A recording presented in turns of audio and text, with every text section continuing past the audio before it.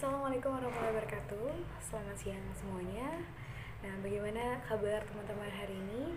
Semoga siswa-siswa ibu khususnya kelas 6 selalu berada dalam lindungan Tuhan dan semoga bisa selalu menjaga kesehatan, karena sekarang sedang rentan sekali mengenai COVID-19. Jadi teman-teman harus banget menjaga kesehatan. Nah, maka dari itu merupakan salah satu alasan kenapa kita melakukan pembelajaran home learning, karena situasi di luar rumah atau situasi dunia ini sedang kurang baik. Maka dari itu kita mencoba mengantisipasi dengan melakukan pembelajaran di rumah. Nah, di sini kita akan membahas semua lambang beserta makna dari lambang itu sendiri. Nah, mungkin teman-teman sudah paham, sudah hafal bahkan. Di sini akan Bunia jelaskan kembali mengenai simbol sila pertama di Pancasila, yaitu ketuhanan Maha Esa.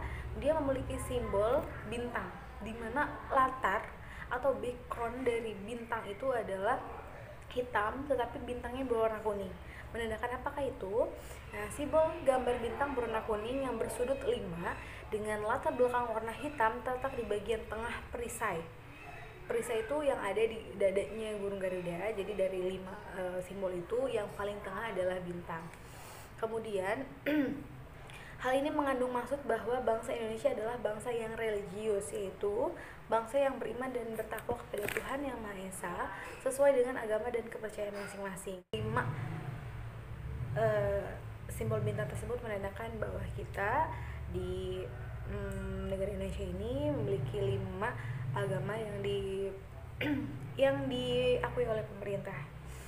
Kemudian yang kedua adalah simbol rantai Pancasila, kemanusiaan yang adil dan beradab. Nah, gambar rantai dengan latar belakang warna merah, rantainya itu berjumlah 17 dan saling sambung menyambung tidak terputus. Nah, itu melambangkan generasi penerus yang terus turun temurun. Jadi rantainya itu kan saling bersangkutan dan itu jumlahnya itu jika kita hitung ada 17 kayak gitu. Dan yang ketiga adalah simbol apa?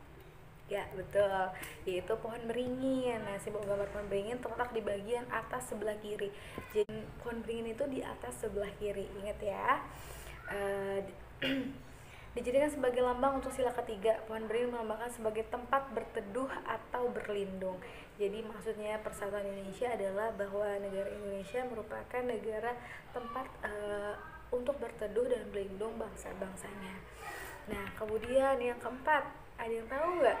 Iya, betul banget, itu simbol gambar kepala banteng, dimana dia itu letaknya kalau ada di perisai itu ada di kanan atas. Jadi Bunda ingatkan kembali, kalau bintang di tengah, kiri bawah itu rantai, kiri atas itu pohon beringin, dan kepala banteng itu ada di kanan atas, dan nanti pada dan ke atas ada di kanan bawah. Betul sekali. Nah, maksudnya apa nih kepala banteng?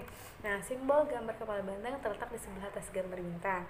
Nah, kepala banteng ini merupakan sebuah tenaga yang dimiliki oleh masyarakat untuk menghadapi persoalan-persoalan hidup. Jadi kenapa banteng? Karena dianggap banteng ini memiliki masih kekuatan penuh, dan itu pun menunjukkan atau menyimbolkan bahwa Indonesia memang harus seperti itu. Dan yang terakhir nih teman-teman, yaitu padi dan kapas. Nah, simbol padi dan kapas melambangkan kemakmuran dan kesejahteraan. Jadi padi itu kemakmuran, kalau kapas itu kesejahteraan. Jadi kalau padi dan kapas itu ada di kanan bawah. Nah, oke ya teman-teman, itu merupakan penjelasan lambang dari kelima Pancasila kita. Nah, kemudian Bu, kenapa sih kita perlu tahu makna-makna tersebut? Nah, karena ketika kita paham, ketika kita hafal, berharap kita mampu mengetahui nilai yang terkandung di setiap silanya. Nah, oke, Bunda akan coba mengupas lagi mengenai nilai yang terkandung dalam sila Pancasila. Yang pertama adalah ketuhanan yang Maha Esa. Maksudnya adalah bangsa Indonesia menyatakan kepercayaan dan ketakwaan terhadap Tuhan Yang Maha Esa. Nah, bangsa Indonesia adalah bangsa yang religius. Teman-teman bisa buktikan religius di sini adalah setiap manusia pasti memiliki Tuhannya ya yang ia percaya, dan mereka sangat meyakini itu. Jadi walaupun berbeda agama, tapi mereka benar-benar takwa terhadap Tuhannya. Itu bisa dibuktikan dari ibadahnya mereka atau ketaatan mereka, larangan-larangan yang mereka coba patuhi, perintah-perintah yang mereka laksanakan. Nah, sehingga negara melindungi kemerdekaan tiap-tiap penduduk Indonesia untuk memeluk agamanya masing-masing. Jadi walaupun maaf kalau masih teman-teman, jadi walaupun misalnya negara Indonesia tidak memerintahkan untuk memeluk satu agama, tidak, melainkan membebaskan masyarakatnya untuk memilih agamanya masing-masing yang mereka percayai. Nah, jika yang kedua adalah kemanusiaan yang adil dan beradab,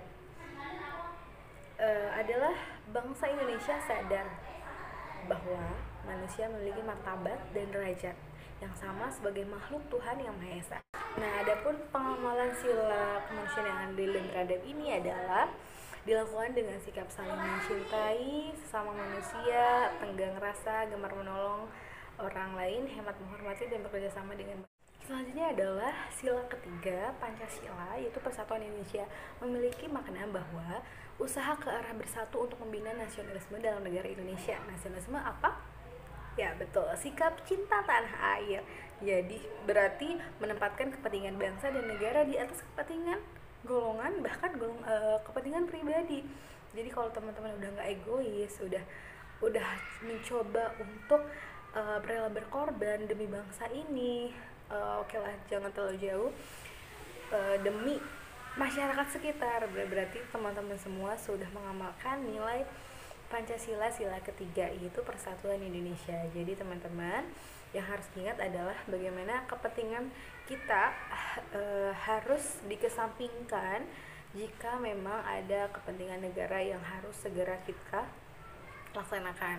Contohnya apa sih, Bu? Nah, contohnya misalnya bapak atau kepala keluarga di teman-teman, di rumah teman-teman, beliau rela untuk begadang karena memang beliau kebagian jadwal siskamling atau ronda gitu.